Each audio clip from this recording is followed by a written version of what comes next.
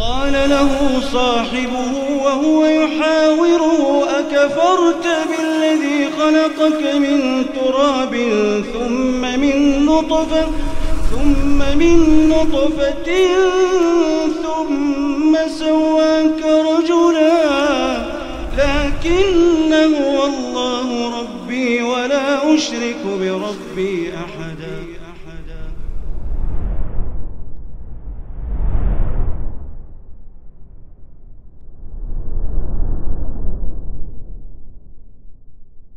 Assalamualaikum warahmatullahi wabarakatuh. Alhamdulillahilladzi arsala rasulahu bil huda wa dinil haqqi liyudhhirahu 'ala ad-dini kullihi walau karihal musyrikun. Wassalatu wassalamu 'ala al-mustafa nabiyyina Muhammad wa 'ala alihi wa sahbihi wa man ihtada bihadihi ila yaumiddin. Allahumma 'allimna ma yanfa'una wanfa'na bima 'allamtana innaka antal alimul hakim. Amma ba'd. Tapi insyaallah kita lanjutkan kajian kitab Umdatul Ahkam, dimulai dari hadis ke-5 insyaallah taala. Oke. Al-hadits al-khamis, hadis ke-5. An Abi Hurairah radhiyallahu anhu anna Rasulullah sallallahu alaihi wasallam qala, Rasulullah SAW bersabda, la yabulanna ahadukum fil ma'i ad-da'im alladhi la yajri thumma yaghtasilu minhu. Artinya, janganlah seorang dari kalian melakukan al-baul, yaitu kencing, pada air yang menggenang, tidak mengalir. Thumma yaghtasilu minhu, kemudian mandi di dalamnya. Dalam riwayat Muslim, wali muslimin, la yaghtasil ahadukum fil ma'i ad-da'imi wa huwa junub. Janganlah salah seorang dari kalian mandi di dalam air yang diam sementara dia dalam keadaan junub. Taib. La yabulanna, yaitu jangan sekali-kali, jangan pernah kencing. Itu pelarangan pertama. Yang kedua, maksudnya bukan enggak boleh kencing, bukan, tapi jangan kencing di air yang tidak mengalir. Kalau yang kedua, larangan mandi di air yang tidak mengalir. Gitu. Jelas atau tidak, Ibu-ibu? Ya udah, kita lanjut hadis berikutnya.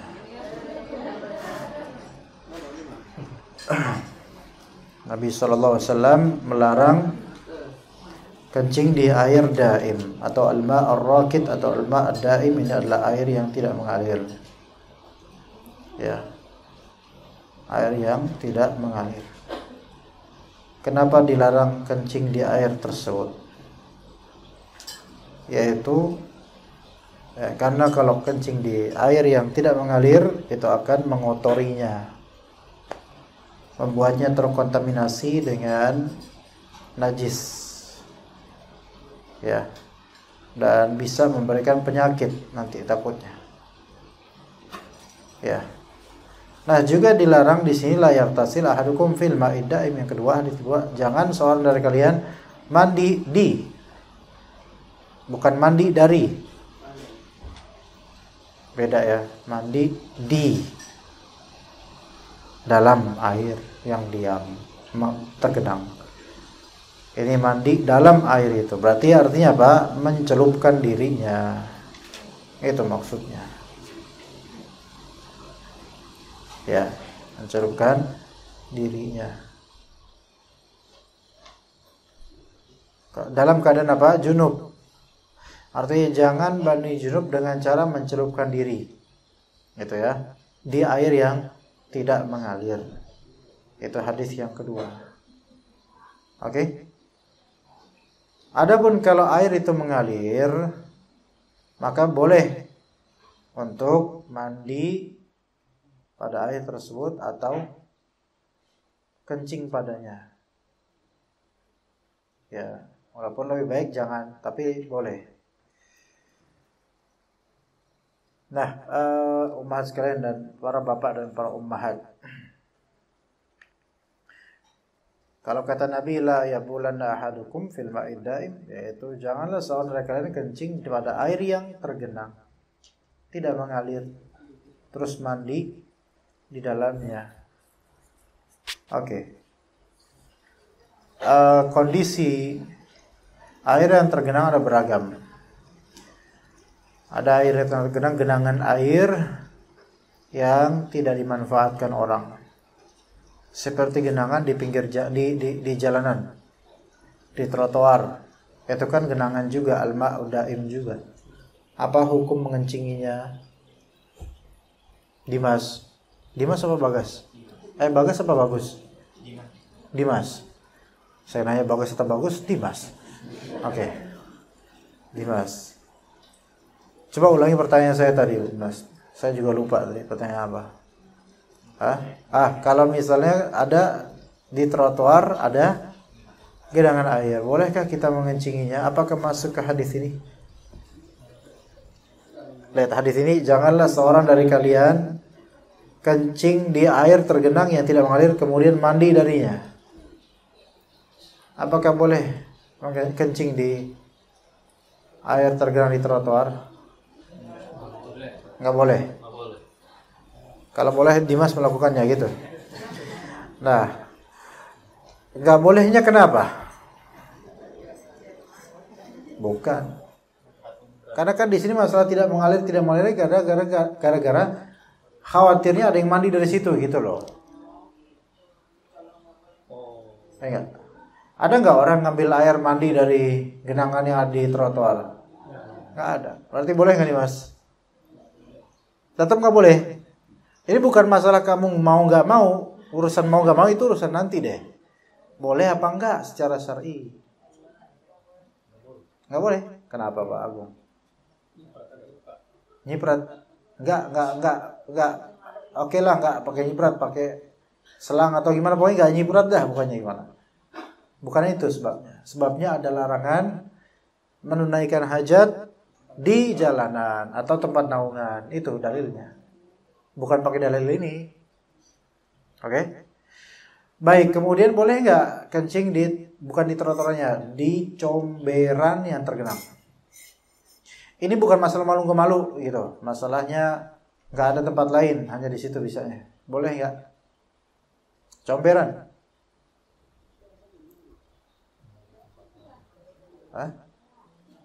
Misal lagi naik mobil kebelet dan nyari Indomaret jauh. Lihat di Google masih jauh. Udahlah, minggir dulu, kencingi comberan. Enggak boleh. Kenapa, Pak? Pengennya sih ditutup, Pak. Cuman ya nggak ada tempat lain. Nggak ada yang lihat, insya Allah, Pak. Ya kalau Allah lihat di kamar mandi juga Allah ngelihat, Pak. Cuman kan bukan itu jawabannya, Pak. Gimana, Pak? Memang tempat terbuka. Anggap nggak ada yang lihat ketika itu. Mengencingi comberan yang kotor. Boleh tidak? Pokoknya boleh kalau hajat. Boleh kalau hajat atau apalagi darurat gitu loh. Udah kebelet nggak bisa tempat lain, boleh. Asal jangan di trotoar, kayaknya itu tengah jalan orang, jalan kaki. Ya. Maka boleh. Bagaimana kalau itu dijadikan sebagai kebiasaan? Boleh tidak? Tidak boleh karena itu berlawanan dengan akhlak yang baik. Nah, inilah sebagian dari ibu-ibu ada yang membiarkan anaknya pipis di pinggir jalan. Membiasakan itu, jadi biasa aja. Itu nggak boleh, seperti itu mendidik anak kayak gitu ya.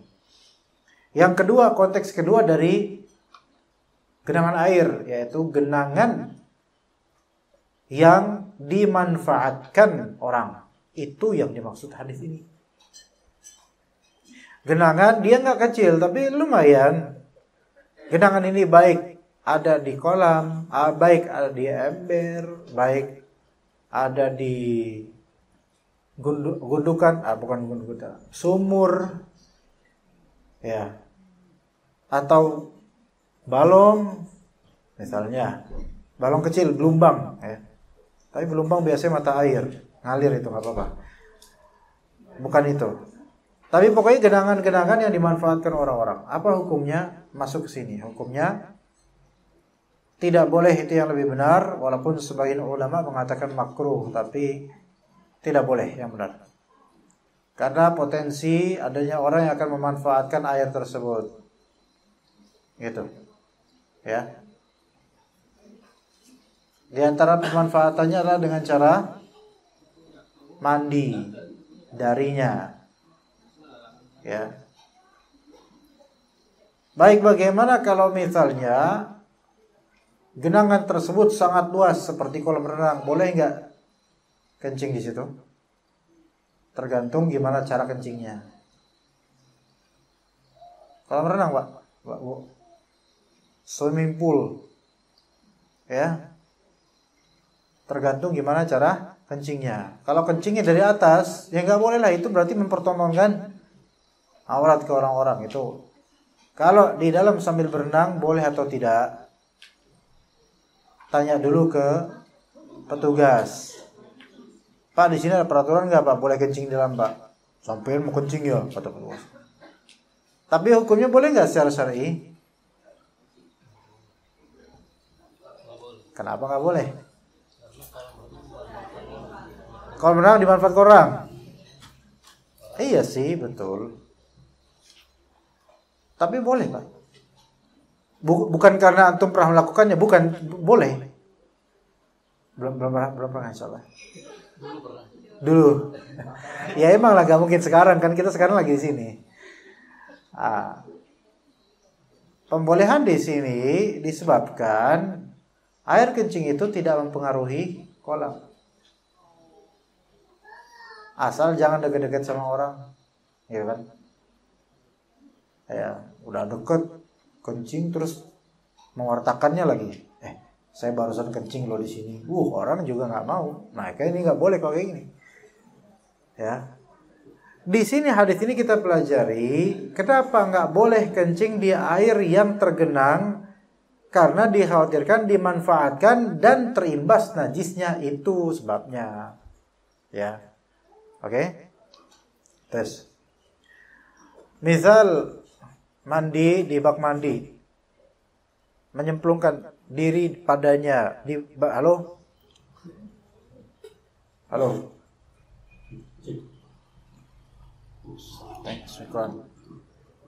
mandi di bak mandi, terus sambil mandi dia kencing, boleh atau tidak? Mandi di bak mandi dan kencing di bak mandi, itu lagi mandi gini, tidak boleh di bak mandi, dia kencing, boleh tidak? Tidak boleh. Malah justru itu bisa membuat badannya berlumuran dengan najis. Oke. Kemudian berikutnya dalam hadis riwayat Muslim, jangan seorang dari kalian mandi di air yang diam menetap dalam keadaan junub. Jadi dilarang mandi junub di air yang tidak mengalir, di bak mandi misalnya. Ingat, mandinya masuk, yaitu tubuhnya mencelupkan tubuh, mandi dalam air tersebut, nyemplung. Apakah ini karena air itu akan najis? Ya belum tentu, karena orang yang junub belum tentu ada najis pada tubuhnya. Ya. Apakah ini menjadikan air itu mustamal, air yang telah dimanfaatkan? Ya, jumhur ulama mengatakan ini menjadi air mustamal yang tidak boleh dimanfaatkan lagi. Tapi pendapat ini kita tidak pilih. Pendapat yang benar adalah larangan Nabi ini karena Rasulullah SAW, yaitu karena maksudnya adalah mengkhawatirkan air ini tidak lagi diinginkan oleh orang yang memanfaatkan berikutnya, bukan karena tidak sah. Ya. Sekarang Bu, coba kalau di bak mandi ini bekas mandi anak Padahal anak itu nggak junub loh. Mau nggak ngegayungin diri nanti mandi pakai itu? Mesti pilih shower. Walaupun anak ini nggak ada najisnya gitu kan. Tapi karena ini bekas mandi anak, walaupun bukan junub, apalah lagi dengan bekas mandi junub, mesti kita nggak mau, gitu loh maksudnya. Oke, ibu-ibu sampai sekarang paham nggak, Bu? Belum?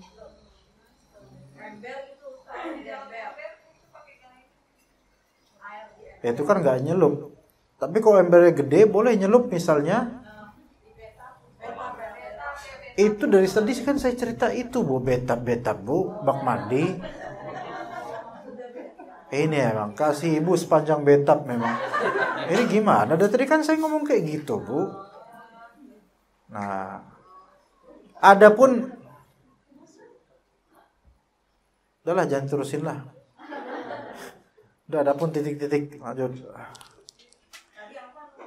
Ya.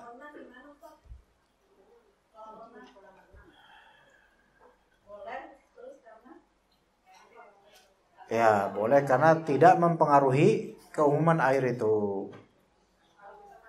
Boleh di sini bukan berarti saya merekomendasikan untuk melakukan hal itu, bukan. Tetapi boleh di sini dari segi hukum fikihnya Anda tidak berdosa. Ya. Gitu. Karena orang juga nggak tahu, Bu. Anda kencing atau gimana, orang nggak tahu dan nggak peduli juga. Gitu kan?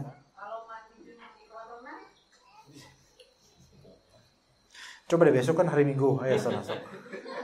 Mandi junub aja sok sana, dicoba aja. Boleh apa enggak? Ibu tanya ke petugasnya.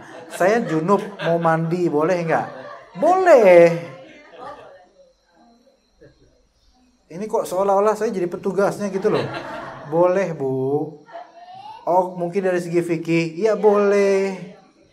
Dari segi fikih boleh, dari segi peraturan juga boleh. Bahkan petugas nggak ada yang peduli ibu mau junub kapan, boleh, silahkan nyemplung gitu. Sah atau tidak? Sah. Sah atau tidak? Tanya. Sah. Nah gitu. Ibu, gimana kalau misalnya nyemplungnya di sungai? Ya. Apakah cukup nyemplung blek sekali? Niatannya pas mau nyemplung niatan mandi junub gitu. Nyemplung sekali, keluar langsung. Sah atau tidak mandi junubnya? Sah, asal semua anggota tubuh terbasuhkan kena dengan airnya. Gitu ya. Gimana kalau mandi junub nyemplungnya di sumur, plek dan nggak balik lagi? Itu memang harusnya begitu, nggak balik lagi. Tapi sah selama semua bagian anggota tubuh tersimbah air. Oke, faedahnya apa? Faedahnya yang pertama dalam hal ini, larangan kencing di air tidak mengalir.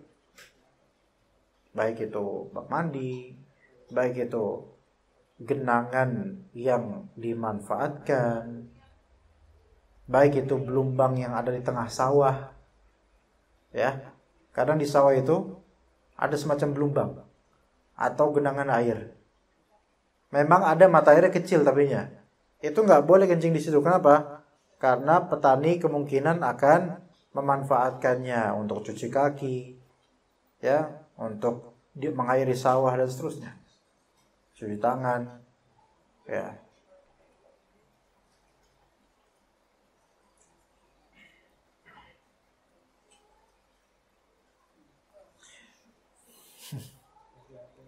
Bagaimana dengan BAB di air yang tidak mengalir? Ya, gimana? Ya lebih diharamkan lagi, baik kecil baik sedikit maupun banyak. Adapun kalau al-miyah al-mustabihirah, yaitu air yang banyak seperti kolam renang, maka tidak ada masalah kecuali untuk BAB. Karena itu akan membekas ya, dan orang akan melihat gitu. Itu yang pertama. Kedua,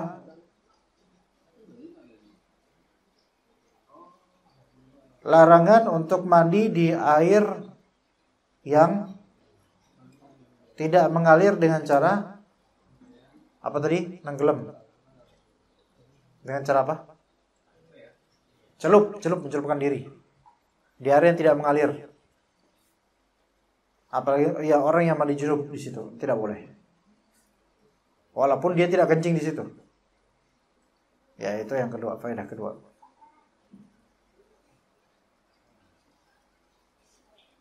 Tapi kalau misalnya dia lakukan itu di genangan atau air yang tidak mengalir tapi di hutan yang orang tidak ada lewat situ, boleh nggak? Boleh. Karena nggak ada orang yang manfaatin kok. Kan gitu. Kan ibrohnya larangan mandi masuk ke air yang tergenang, itu kan ibrohnya adalah supaya orang berikutnya itu tidak merasa jijik dengan air itu. Gitu ibrohnya. Lah kalau nggak ada orang lain atau dia ngontrak sendiri gitu, ya nggak apa-apa dilakukan itu karena nggak ada orang lain. Namun setelah dia lakukan mandi junub dengan cara menenggelamkan diri di situ, ya habis itu dibuang lah airnya gitu kan.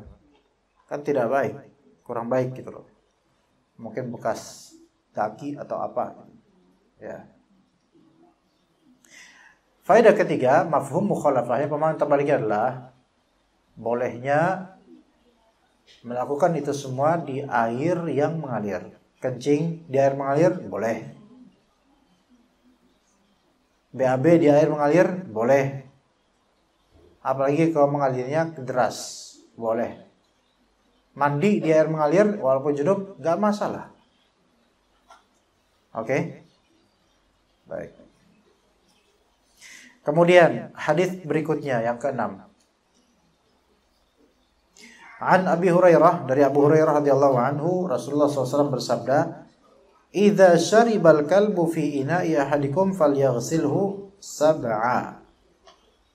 Itu riwayat pertama. Abu Hurairah menturunkan Rasulullah SAW bersabda, jika ada anjing minum dari bejana salah seorang di antara kalian, maka cucilah bejana tersebut 7 kali.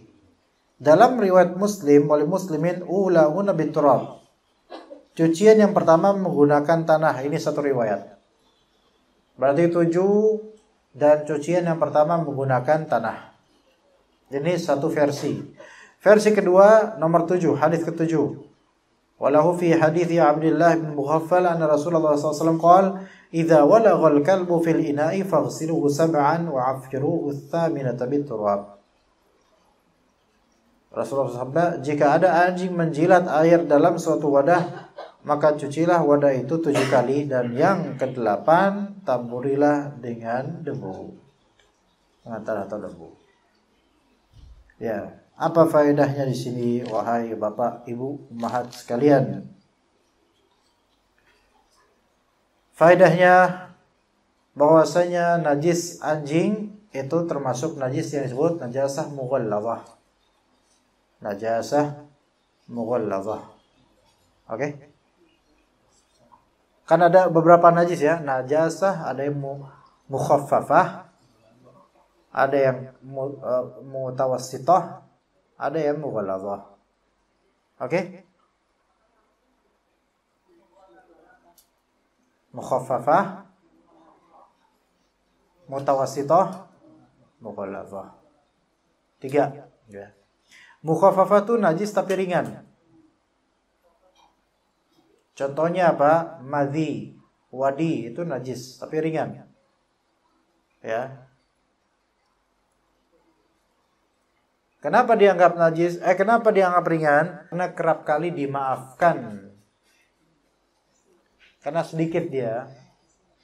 Dimaafkan kenapa? Karena kerap kali seseorang itu tidak ngeh kalau keluar madhi pada dirinya atau wadi. Makanya sebut najasah mukhaffafah. Najasah mutawassithah ya pada umumnya najis. Tinja, air kencing, apalagi, Bu, Pak, daki itu najis gak? Daki, enggak. Apalagi ya? Apalagi coba, Bu? Hah? Muntah? Enggak. Kecuali mungkin muntah binatang atau muntah manusia tapi dia udah busuk. Misalnya muntah keluar busuk baunya, mungkin dikatakan najis, mungkin. Apalagi? Darah yang mengalir, najis. Dam masfuh, najis. Kalau darah yang kecil sedikit itu ma'fuun an, dimaafkan, walaupun dianggap najis tapi dimaafkan. Nah, ini darah kecil ini masuk dalam najasah mukhaffafah, ringan. Tapi kalau darah sampai ngalir netes, ini najasah mutawassithah, menengah. Kenapa menengah? Karena menanggulanginya itu cukup dengan membersihkannya sekali atau sampai hilang aja gitu. Yang ketiga paling tinggi itu najasah mughalladhah, yaitu najisnya jilatan anjing. Najisnya jilatan anjing. Dan sebagian ulama mengatakan begitu juga dengan najisnya anjing dan juga babi gitu loh. Bukan hanya jilatan tapi apapun berkaitan dengan mereka, maka ini masuk najasah mughalladhah kata sebagian ulama. Ya, wallahu alam, tetapi yang sahih adalah cukup jilatannya aja yang disebut najis mughalladhah, najis yang berat. Ya. Itu yang faedah pertama. Jadi jilatan anjing itu najis walaupun tidak tampak efeknya. Efek najisnya enggak tampak, enggak kelihatan. Yang penting dia udah jilat, maka itu udah bekas najis dan berat najisnya. Ya. Nah, faedah berikutnya, sebagaimana minum, bekas makanan anjing juga najis.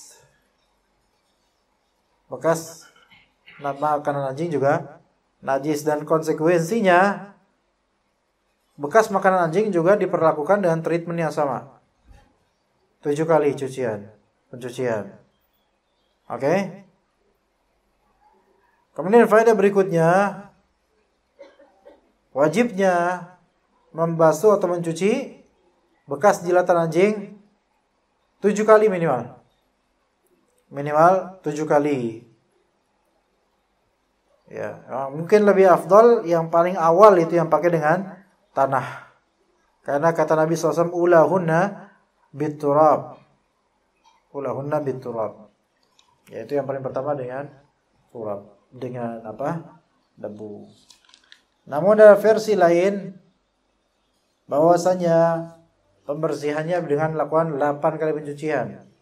7 pertama dengan air dan yang terakhir dengan debu pasir. Itu yang hadis berikutnya, hadis Muslim. Jadi ada 2 versi. Walaupun Allah alam yang lebih afdal versi pertama, karena apa? Karena ketika dibubuhkan dengan debu, setelah itu dengan air, maka itu lebih kelihatan akan mudah bersih insyaallah. Oke? Kemudian pertanyaan, apakah sabun, sampo, abu gosok dan lainnya, apakah itu bisa mengganti peran dari tanah?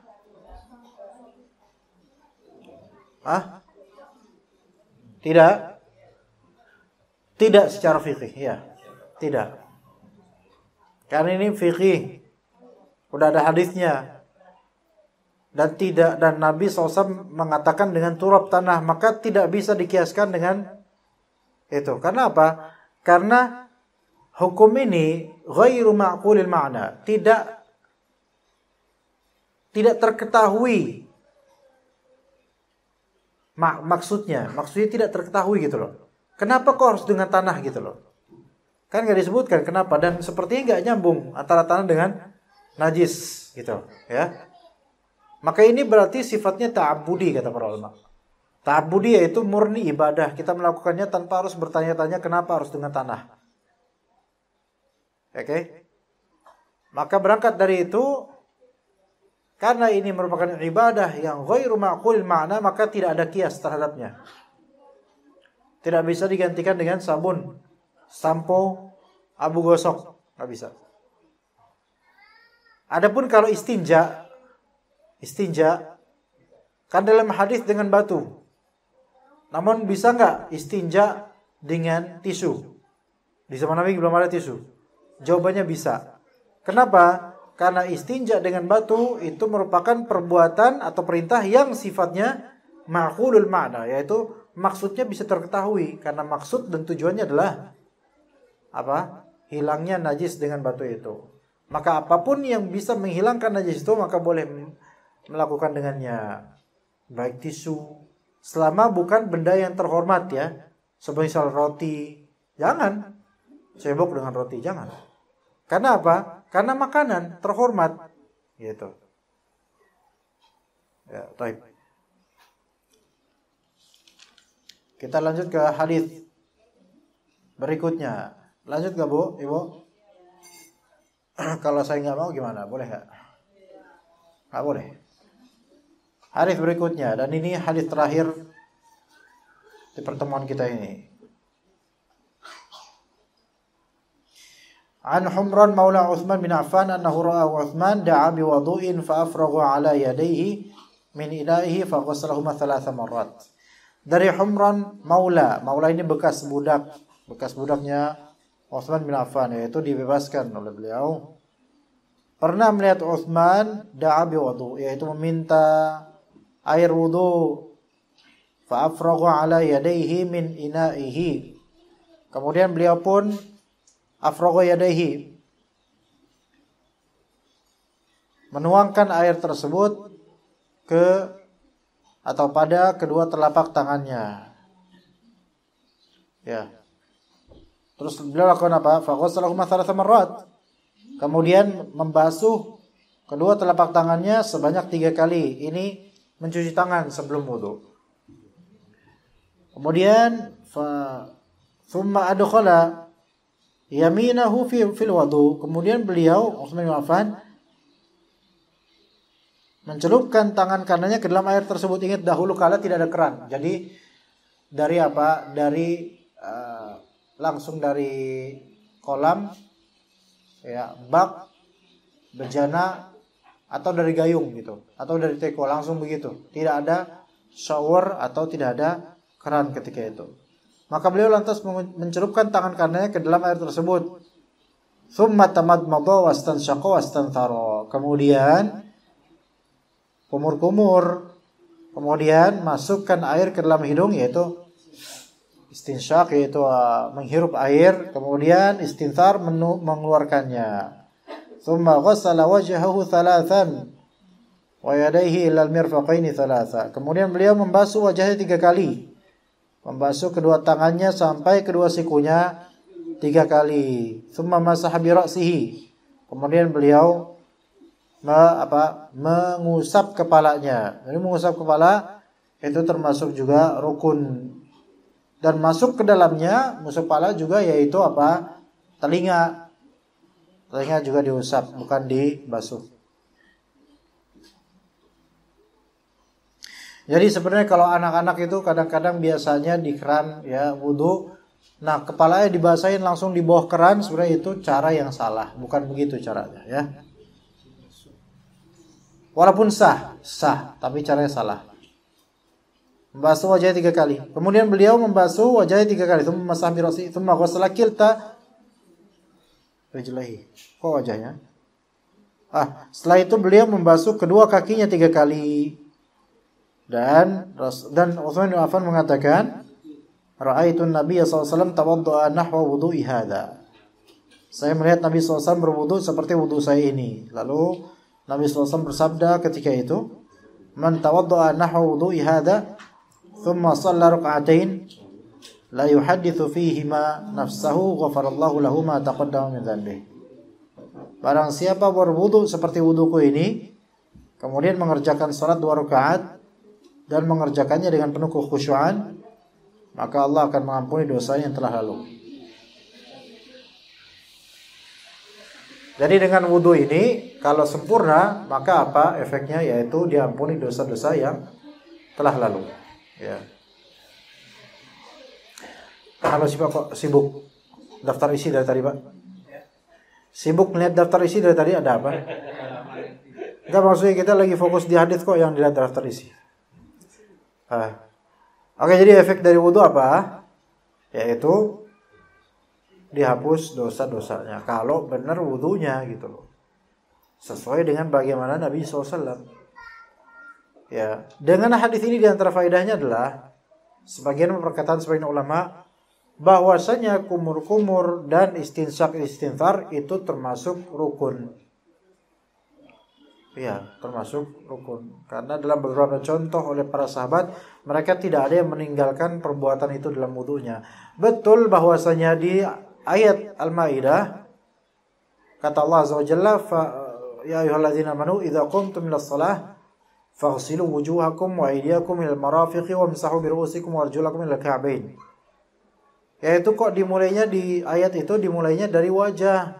Tidak disebut adanya kumur-kumur, tidak disebut adanya istinshaq istinthar. Maka para ulama menjawab, iya memang tidak disebut, tapi untuk kumur-kumur itu masuk bagian wajah. Jadi masuk ke dalam rukun wajah. Begitu ya istinshaq istinthar. Dan itu dicontohkan oleh Nabi, makanya kita berpatuk pada bagaimana Nabi SAW menafsirkan wajah di sini dalam berwudu. Masuk dalamnya kumur-kumur, istinshaq istinthar, kemudian membasuh seluruh wajahnya secara zahir. Sampai Ibnu Umar radhiyallahu anhuma itu melakukan ritual apa? Beliau menambahkan juga mata. Beliau masukkan air ke matanya kalau wudu. Makanya kalau tidak salah dari riwayat, beliau di akhir hayatnya matanya agak rusak gitu ya, karena kebanyakan kemasukan air. Karena beliau mengkiaskan kalau hidung dan mulut ini bagian dari muka, wajah, maka mata pun begitu, makanya matanya dimasukkan juga dengan air ketika wudu. Namun hal ini karena tidak dicontohkan Rasulullah SAW, maka kita tidak mengikutinya dan kita tidak menuduh beliau sebagai ahlul bid'ah atau apa enggak. Karena beliau hanya menyangka seperti itu, ya, enggak bermaksud untuk berbuat yang berlebihan. Wallahu a'lam. Ya. Oke, jadi itu urutannya ya, ummahat sekalian dan para bapak sekalian. Baik. Silakan yang mau bertanya dipermangga. Ada pertanyaan? Ayo, silakan. Assalamualaikum Ustaz. Assalamualaikum. Bagaimana mengusap kepala pada wanita? Apakah harus membalikan rambutnya? Jazakallahu khairan. Wanita pada umumnya rambutnya panjang dan tidak dianjurkan dalam syariat wanita berambut pendek. Tidak dianjurkan, walaupun belum tentu juga diharamkan. Tapi kalau berambut pendek ataupun panjang dengan maksud untuk menyerupai orang kafir dengan sengaja, dengan tertentu orang kafir siapa, maka itu tidak boleh, bukan karena ukuran rambutnya, tapi tidak boleh karena niatannya. Nah, sependek-pendeknya rambut perempuan biasanya tetap ada sisi panjang, lebih panjang dari saya lah minimal gitu. Maka apakah perempuan rambut pendek atau panjang itu sama seperti laki-laki treatmentnya? Tidak. Dia cukup bagian yang terkena aja, kholas cukup, atau bagian terarsir gitu aja, nggak usah sampai ujung rambut. Iya, perempuan itu diperingan, untuk rambut diperingan. Paham gitu? Bahkan apalagi kalau pakai jilbab tidak dikeluarkan, dia di luar dan khawatir ada yang ngelihat dari laki-laki ajnabi, maka dia cukup di bagian jambulnya aja atau di atasnya bahkan bisa. Itu kata sebagian ulama. Maka untuk perempuan dipermudah. Oleh karena itu sebagian dari fuqaha mengatakan mashur ras, yaitu mengusap kepala, itu sifatnya lebih ke simbolis. Yaitu yang penting kena aja gitu untuk perempuan. Adapun untuk laki-laki ada khilaf dan perbedaan pendapat mengenai itu. Ada yang mengatakan cukup jambul atau cukup 3 helai atau berapa helai, tapi yang sahih adalah bagaimana Rasulullah SAW mencontohkan, yaitu seperti ini, terus ke depan begitu, dan cukup sekali. Namun dalam mazhab Syafi'i 3 kali. Allahu a'lam. Karena ada yang mau bertanya, saya tutup aja kajian ini sampai sini. Waalaikumsalam. Langsung diselak ya, masya Allah, semangat. Ya silakan Bu. Kebetulan kan saya pernah bertamu ke keluarga yang memang punya anjing. Muslim bukan Bu? Kebetulan tetangga saya itu bukan Muslim. Tetangga, saudara saya itu bukan muslim. Oke. Nah, saya sih kadang khawatir. Saya kan nggak tahu ya anjingnya masuk apa enggak, tapi apa mungkin saya kena bulunya atau gimana, itu bagaimana? Kena bulunya? Khawatirnya karena kan dia punya anjing di rumah itu gitu loh. Jadi tapi kan kalau ada tamu memang dikurung, tapi saya nggak tahu ya kalau nggak ada tamu, nasi kan mondar mandir. Nah kita dulu di tempat duduk atau di apa gitu, khawatirnya kan kalau ada bulunya besar banget di rumah atau ayam liar dan lain-lain, saya nggak pernah tahu. Nah kalau kayak gitu bagaimana? Kalau ibu apa? Saya apa? Pertanyaan terakhir, kalimat terakhir. Kalau apa? Khawatir kan Kalimat terakhir tadi. kalau kita datang ke rumah itu kan pasti Iya. ada air liur yang mungkin mengering, terus atau bulu-bulunya yang mungkin rontok-rontok gitu ya, saya juga khawatir. Itu sih kekhawatiran saya. Cuman kalau kayak begitu bagaimana? Kok kalau kayak gitu bagaimana Ustaz? Itu yang saya tunggu-tunggu kalimat itu. Kalau kayak gitu bagaimana Ustaz? Ya biarkan aja begitu, karena mau diapain lagi Bu?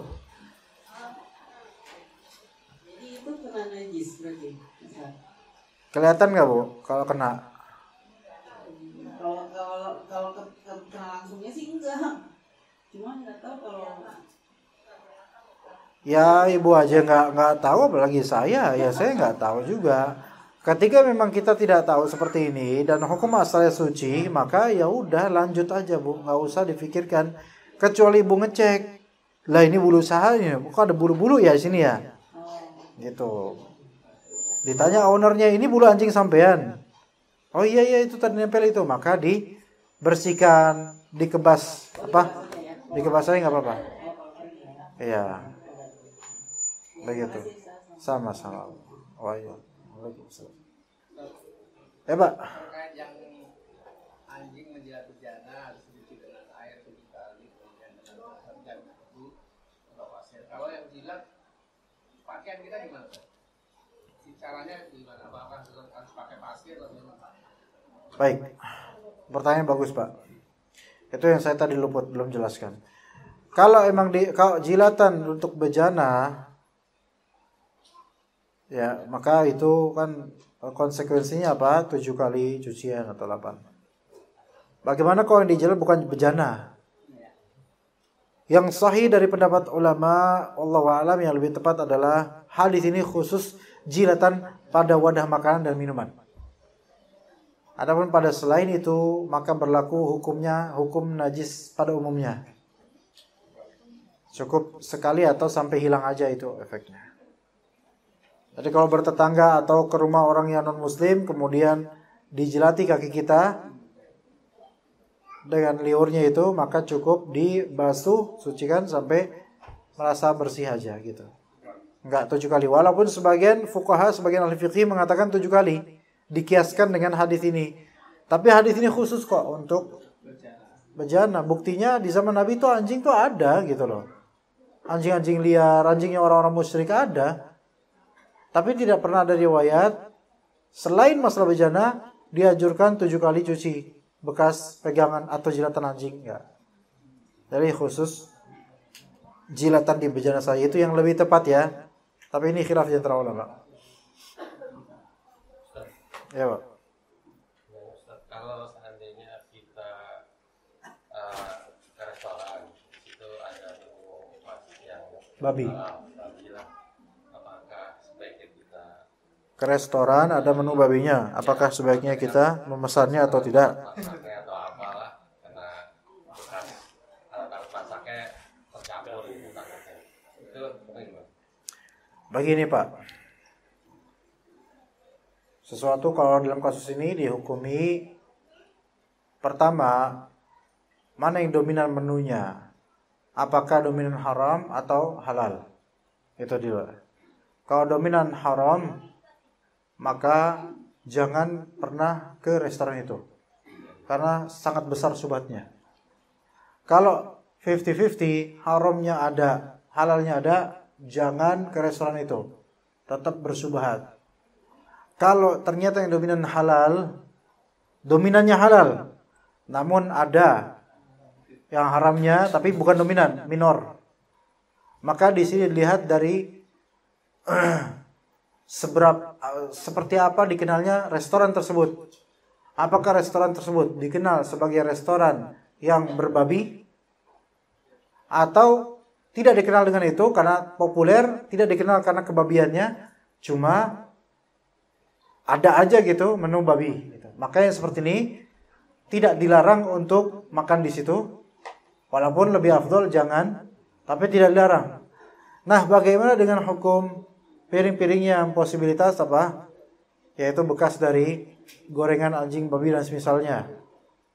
Maka kembali kepada keasliannya.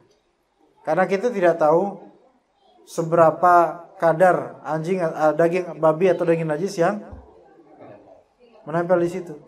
Dan mungkin di penggorengan lain mungkin ada penggorengan khusus, kita nggak tahu. Atau mungkin boleh kita berikan peringatan kepada pelayannya. Pelayan, tolong sterilkan wadah-wadah piring buat saya, cuci kembali. Saya muslim, khawatirnya ada bekas dari najis, gitu aja. Insya Allah nggak tersinggung kalau kita menyerang saya muslim, maaf gitu, gitu ya. Nggak perlu karena ini kan daging babi, nggak perlu.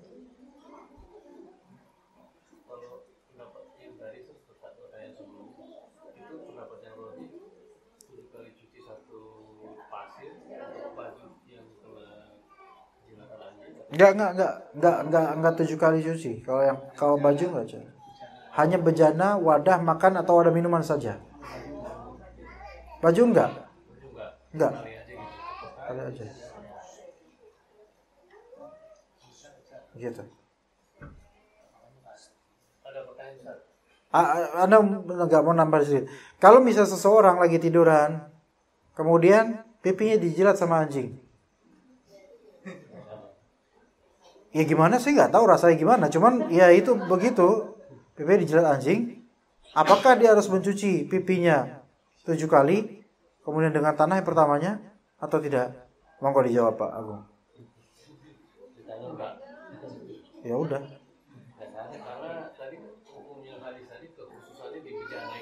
Pinter. Ah iya, sok tak tuh pulang. Sok. Pinter, ini baru nih murid teladan. Ana tuh nguji antum. Kira-kira masih tell me apa enggak? Ternyata Masya Allah.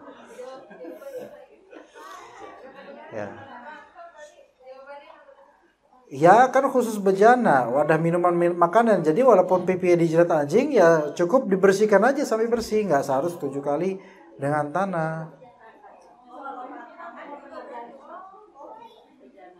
Bejana doang. Misal ada orang non muslim kafir, dia mencium bibir anjingnya sendiri. Ayo, 7 kali apa? Enggak. Terus dengan tanah gitu taburin mulutnya gitu. Ya, dia bilang, mulut saya bukan bejana, kata dia. Jadi khusus untuk bejana minuman atau bejana makanan. Gitu. Atau wadah yang ada makanan atau minumannya gitu loh. Ya. Nah, sekarang bagaimana dengan barang, misal kita punya tong sampah. Oke? Atau depot sampah, biasanya di atas comberan gitu kan, orang-orang bikin depan rumah kan depot sampah. Isinya tempat nabun atau tempat sampah gitu kan ya. Tempat bakar, biasanya bakar sampah di situ tuh. Kadang-kadang kan anjing di situ. Mungkin di sini terjadi. Anjing di situ untuk menjilat-jilat sampah yang di tong sampah. Apakah kita harus, itu kan buat makan dia kan atau minum dia kan? Apakah kita harus mencuci tong sampah itu 7 kali? Sok. Enggak.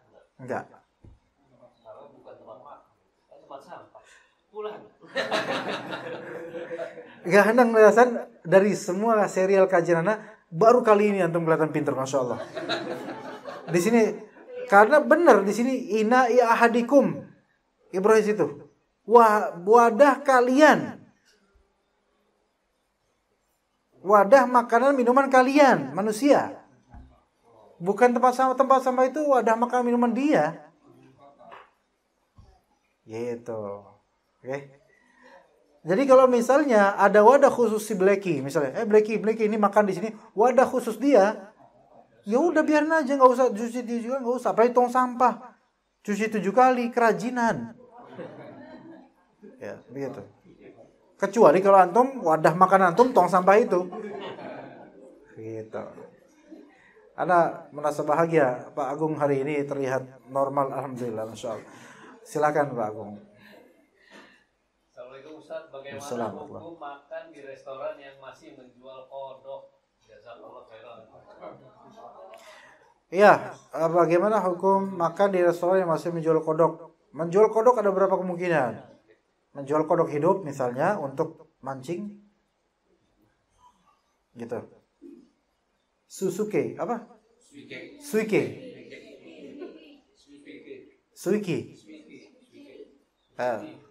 Suiki itu kalau dekat, kalau jauh suiku, ya gitu.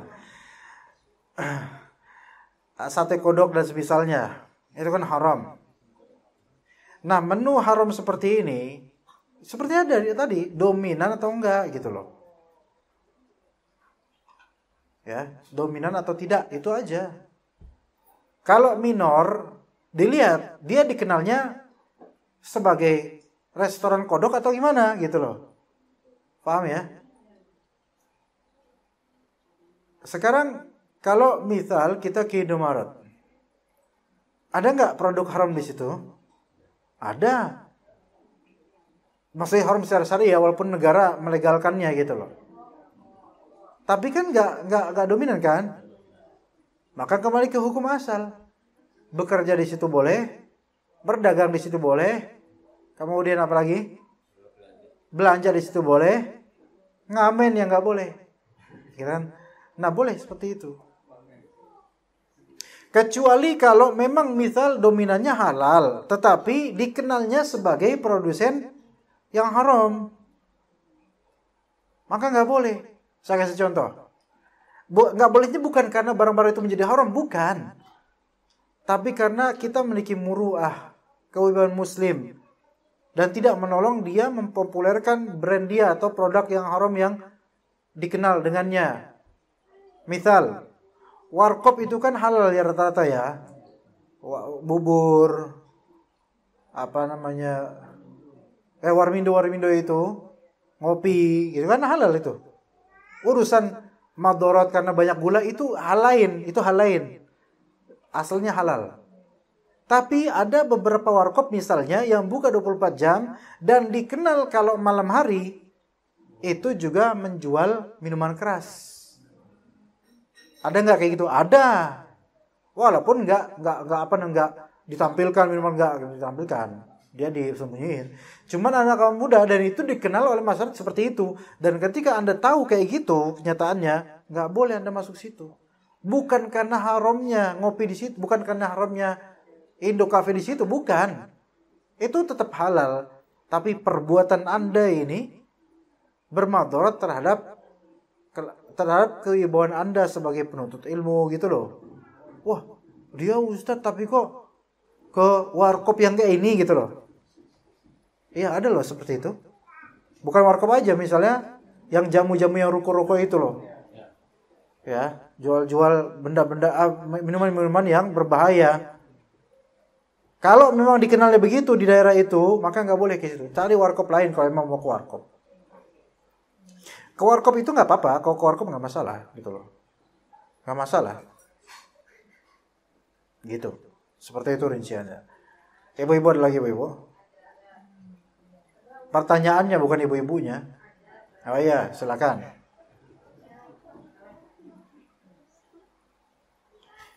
Iya, betul sekali. Oh belum ya. Assalamualaikum warahmatullahi wabarakatuh. Waalaikumsalam warahmatullahi wabarakatuh. Boleh nggak di lote bang? Wani piro?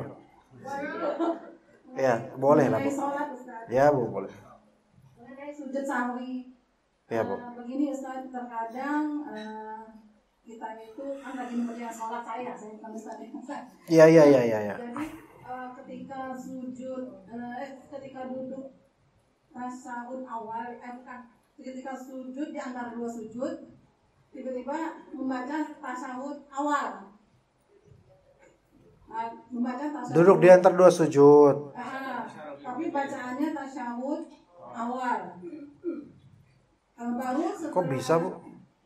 Ini kan masalah Lupa gitu, Ustaz. Terus ibu sujud lagi. Tidak, ya, baru enggak gitu, Ustaz. Setelah setengah jalan baca tasawuf awal baru enggak. Ya. Baru ingat, oh ini kan bacaan sujud di antara dua sujud, kenapa bacanya tasawuf awal?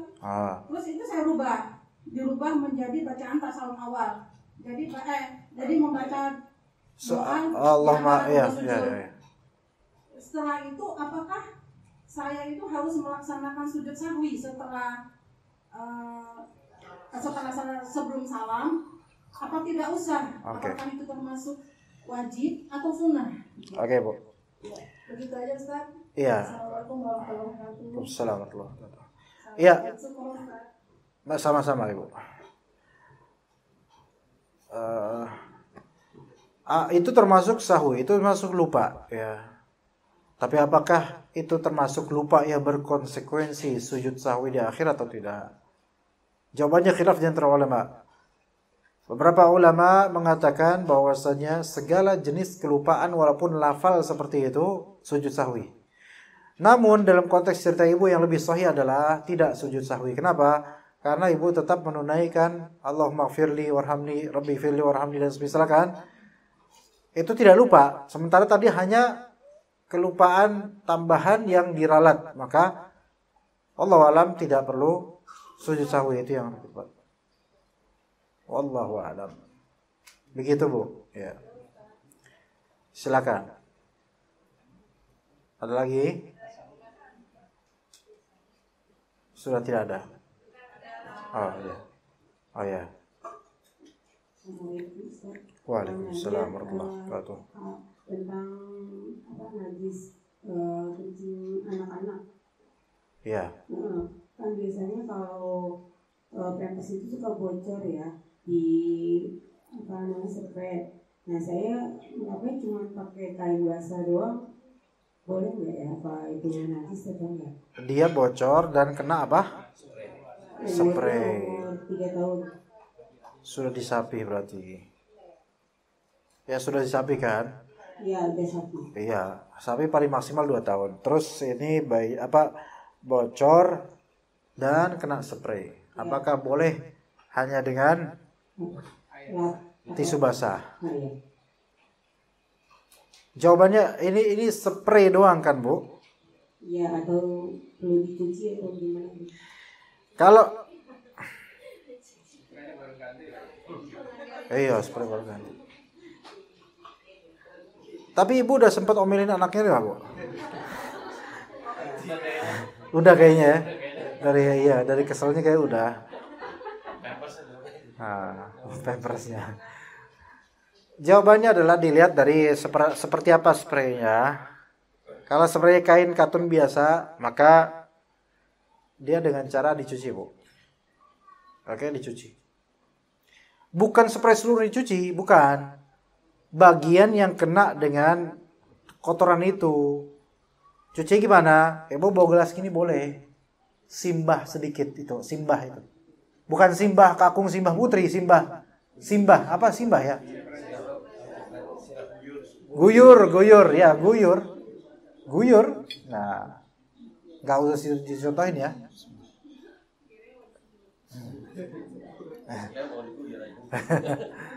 Nah, diguyur bagian yang kena itu tadi sampai semuanya kena dengan air guyuran, dan guyurnya nggak usah 1 gelas gini ya cukup secukupnya memenuhi semuanya sampai bertetes-tetes dari bawah itu bertetes-tetes gitu loh ya, udah cukup segitu.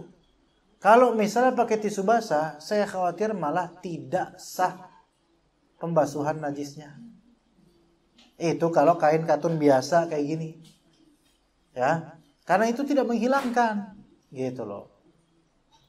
Beda halnya kalau misalnya bocornya itu dia pas duduk di atas, saya nggak tahu nama bendanya apa, dia semacam karpet, tapi terbuat dari kulit gitu loh. Biasa kan bayi-bayi ini perlak ya. Entah namanya apa, perlak tak? Baru sekarang tuh saya tahu. Saya tidak ingat dulu waktu bayi apa dikasih kayak gitu apa enggak, tapi perlak ya. Ya kayak gitu-gitulah. Kalau perlak dari kulit atau semacam itu, maka baru benar bisa dengan tisu basah. Karena nggak nyerap. Gitu. Oke, bedain ya. Ya seperti itu. Jangan tanya itu Ustaz, gimana kalau misalnya pampersnya banyak kena kencing, tapi kita mau daur ulang, kita pakai pampers itu lagi. Ini namanya nggak punya duit. Ini namanya nggak punya duit. Iya.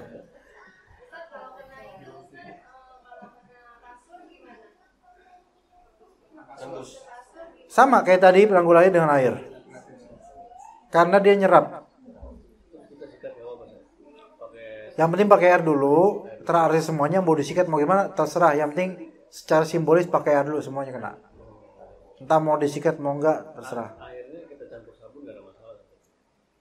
Kalau untuk najis ya nggak masalah, nggak masalah. Pakai air deterjen atau air sabun nggak apa-apa. Begitu.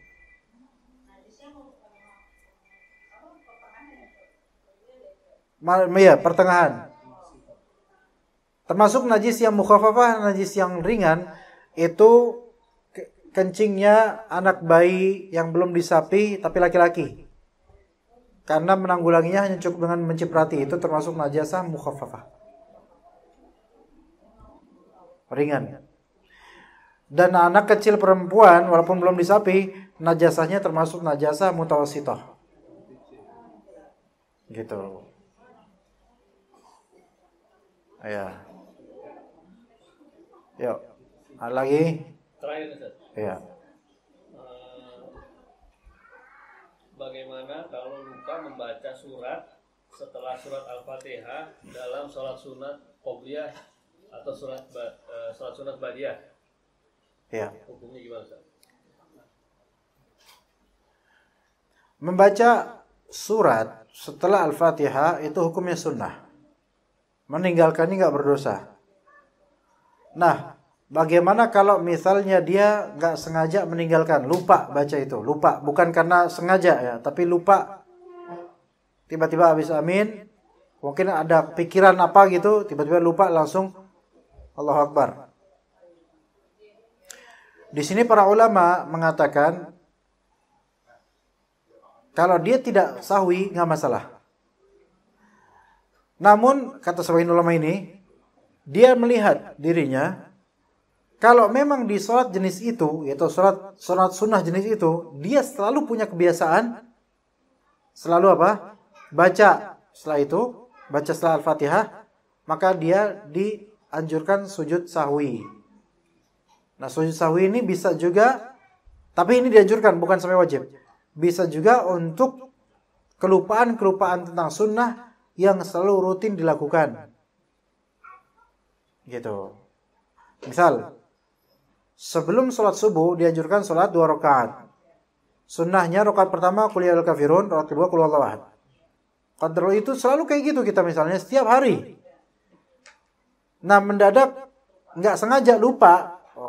Mungkin karena pengen tergesa-gesa karena timernya itu cepat gitu. Ya kepikiran tiba-tiba Allahu Akbar aja gitu otomatis.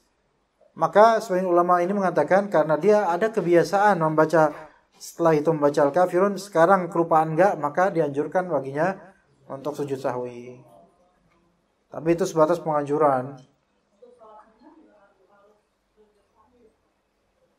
Ya, kalau lupa.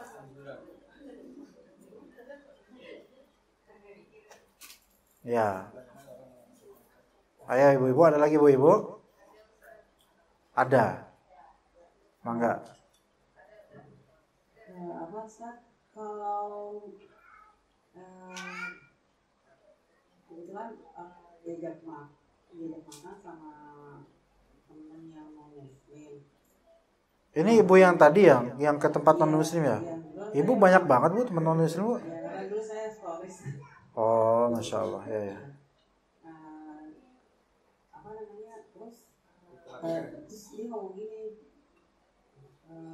kamu jangan makan yang ini ya, makannya yang ini aja gitu. Nah kalau seperti itu apa tempat makannya terus ya sendoknya atau piring itu jadinya haram juga? Nah, itu aja sih pertanyaan saya. Jadi akhirnya jadi keraguan. Karena kan tadi saya bilang kan akhirnya kalau yang dominannya gimana nih gitu kan. Nah, kebetulan saya punya kasus seperti itu. Tentu baiknya menjauhi restoran seperti itu, Bu, tentu. Tapi kan itu kan ketika itu ya udah terlanjur gitu ya. Rumah orang non muslim pas lagi bertamu. Kalau nggak makan nggak enak karena kan memang jadi seperti. Mudah-mudahan ini dihukumi dengan tidak ada piring lain selain itu, Pak. Kalau tidak ada piring lain selain wadah itu, maka ya kelas dimaafkan. Bismillah aja. Begitu, Bu. Karena kan ini konteksnya apa? Ya terlanjur gitu loh. Iya. Ini non muslimnya ini ahli kitab atau musyrik, Bu? Ahli kitab, ya udah. Ya, lebih ringan insyaallah mudah-mudahan. Allahu a'lam. Ya, sama-sama. Waalaikumsalam. Ada lagi Ibu?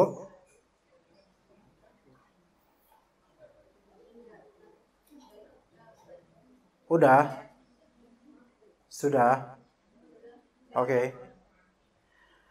Baik, kita cukup sampai sini insyaallah. Jazakumullahu khairal jaza atas kehadirannya. Semoga bermanfaat. Wassallallahu ala nabiyyina Muhammad wa ala alihi washabihi ajma'in. Subhanakallahumma bihamdika asyhadu an la ilaha illa anta astaghfiruka wa atubu ilaik. Assalamualaikum warahmatullahi wabarakatuh.